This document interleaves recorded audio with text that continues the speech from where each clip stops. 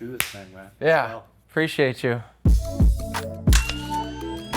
And I love how this came together just organically. And really that's, our goal is to get, at this stage of PROVENTUS, is get feedback, help athletes be at their best, and work with guys like you that take their craft seriously.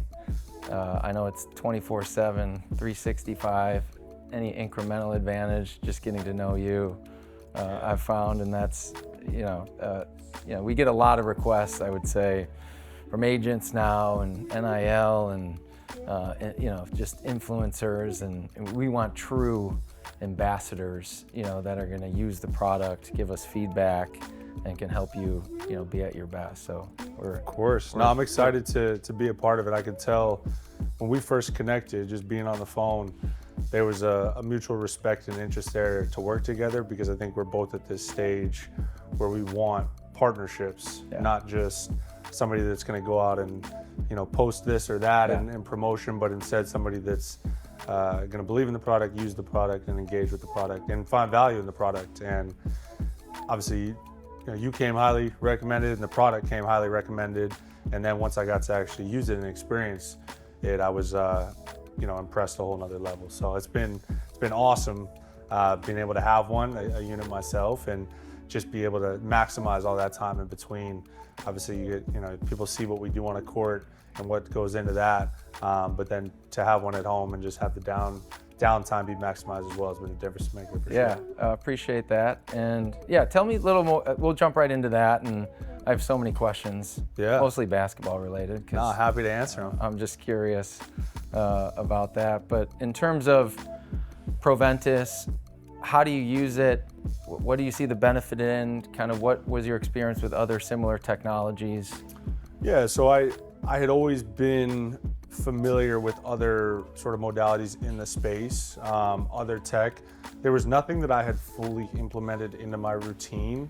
More of it was on a basis of if I had a setback or an injury, then I would use it accordingly. PROVENTUS, I've more so implemented into my routine because of the duality of the technology, the fact that it can be hot and cold and can alternate between the two. Where I've really found the most use is similar to this, like sitting on the couch, end of a day, getting done with training camp, practice, a game before I go to sleep. One thing for me, when I finish games, I can't just go to bed. I'm always up for a while. So to find a little moment to maximize that time and get a head start on my recovery, so my recovery doesn't just start the next day when I go to the facility and see a PT. So really being able to maximize all those little windows has been a big difference maker, and PROVENTUS has been a big part of that. Yeah, love it. Yeah, because I've found even the most committed athletes, it's really hard to do active recovery on your own. Yeah. And passive recovery, because you need downtime. Rest is probably the most important thing. I think sleep's probably the most important thing in terms of recovery.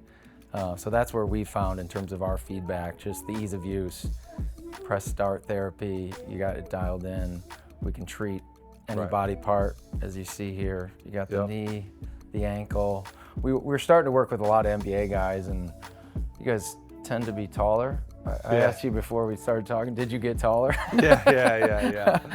So back, knees, ankles is kind of like everyone we talk to, and I'm glad you mentioned kind of the acute injury and when you're actually dealing with something to like just functional everyday recovery, because obviously, PROVENTUS is great. We treat guys, knock on wood, that have full-blown injuries, right? ACLs, rotator cuffs, and it's fantastic for, post-operative, but, all the way to acute, a lot of high ankle sprains in basketball. But for the most part, it's just like that soreness, those contusions that are just nagging, the tightness, that we've seen make the biggest difference. Yeah, well, I know those all too well. When you go through the course of an 82-game season, all sorts of things pop up, and you don't have the luxury to sit out. You're expected to perform and do it night it's the to best night. availability. The best ability is availability, yes. 100%. And that's something I've really tried to pride myself on throughout my career, is being available,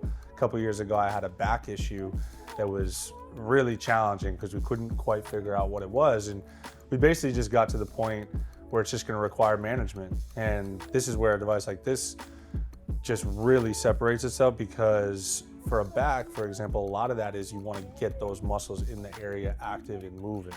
So to be able to do heat on the front end with compression and get that area primed to compete and play has been a big difference maker. And as a result, like it hasn't kept me out, once again, knock on wood. But that's been a huge luxury to have, for sure. Awesome. For what year is this in the NBA for you? I'm going into my 8th season. Season. Yeah, I got a little bit of a late start. I did 5 years of high school, 5 years of college, call it the 10-year plan.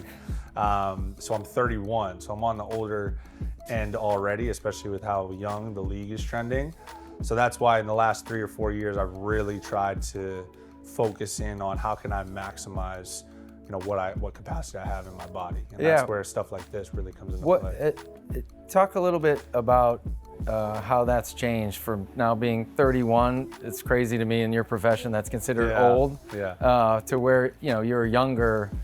Like, I'm sure you don't bounce back as quickly. And it's when you're younger, you don't expect that it's going to come as fast as it does, but Father Time is undefeated, and you quickly learn that if you're not going to be proactive and stay on top of your recovery, taking all the necessary steps, modalities, exercises, weight room's a huge part of it, and rest is a huge part of it, then you're just not going to be able to last. And I had a shift because I came into the NBA a little bit older. I think I had a pretty good perspective on it, but I got to see veterans really show me the way. I had some really good vets in Miami, guys that had played a long time.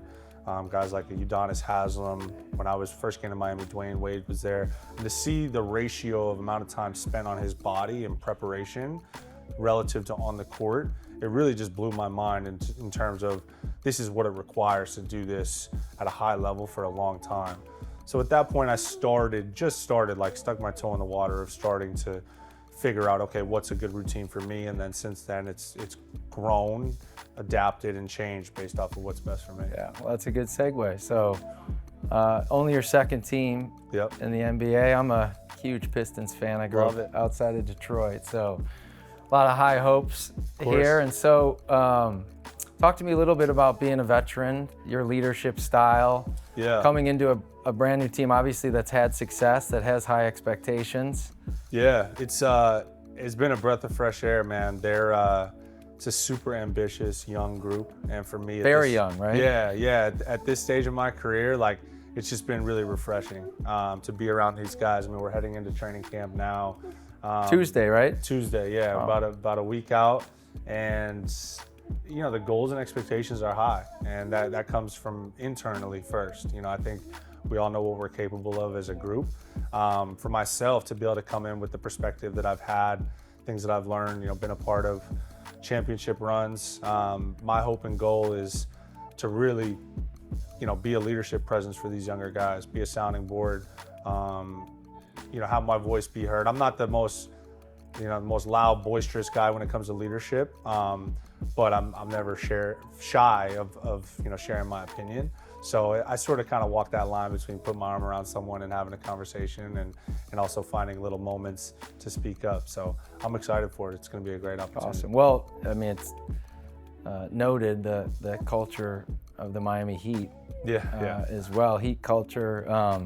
Juwan Howard was actually my neighbor when he was here in Ann Arbor for a bit, and just admire the way the Heat go about their business. And so I'm sure you're going to take some of that, for hopefully here, and just be additive to what the Pistons are trying to do. Yeah, that's the goal. I mean, I'm super grateful for my time in Miami. I learned a lot about what it meant to compete, prepare to win at this level, and not just about going out and scoring or this, that, or whatever, but instead like impacting winning. And that's really what that organization was all about. And I see a lot of those same common threads here in Detroit since I've been here.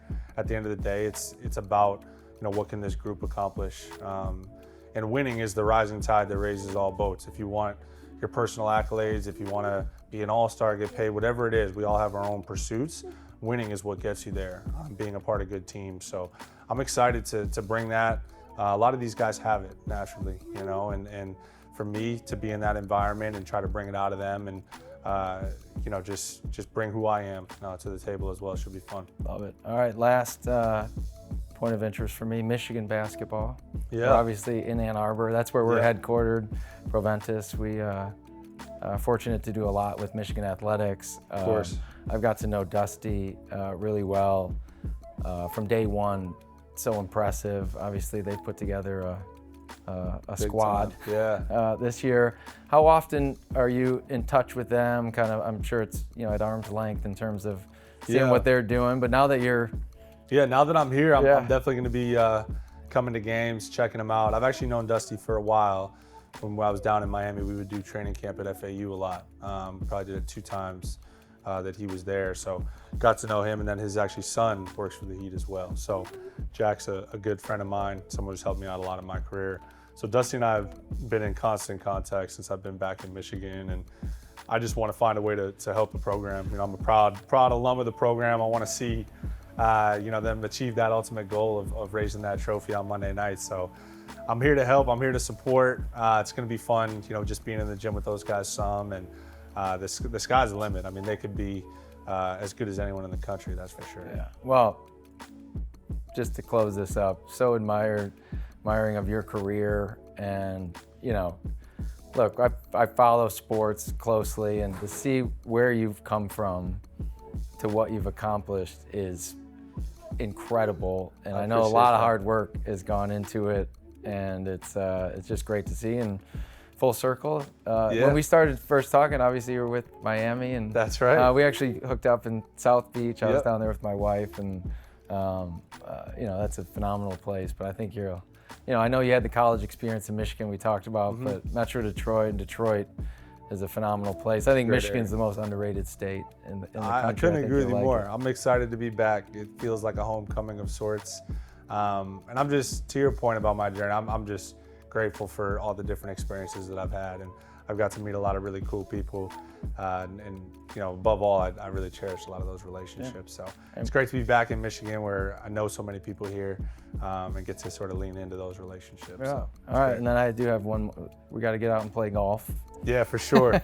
You caught the golf. That's a I found basketball guys, even though you're so tall, like the hand-eye, I don't know what it is. Basketball players are good at golf.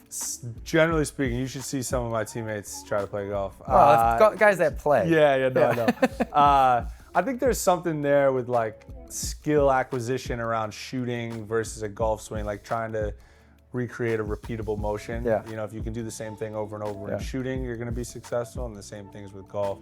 I've really put a lot of time into it over the last 3 or 4 years. I was pretty inconsistent for a while, and then I just kind of had a turning point. So now I'm like, you know, the bug doesn't stop. It just stays. It grows. So that's a a tough.